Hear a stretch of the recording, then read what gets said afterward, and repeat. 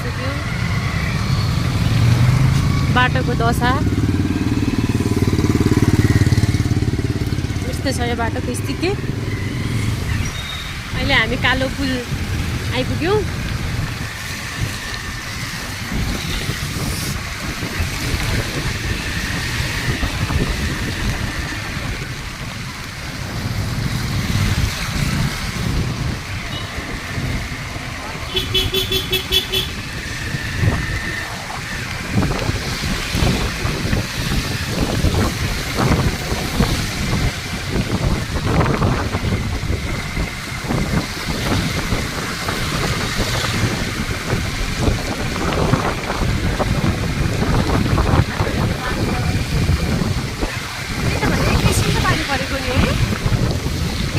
यहाँ पानी सोच्ने ठाउँ छैन नि त, पानी सोच्ने ठाउँ छैन नि त काठमाडौँमा।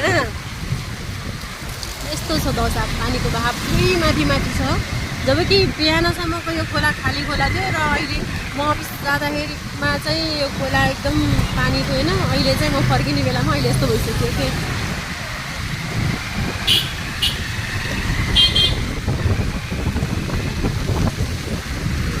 रातो पुल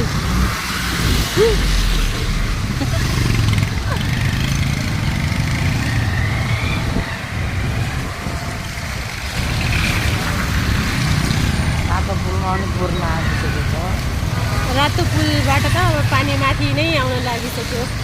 ल रोडमै पानी निस्किसक्यो। रातो पुलबाट चाहिँ रोडमै पानी निस्किसक्यो। गाडी आयो भने हामीलाई छाड्छ। यस्तो छ दशा काठमाडौँ।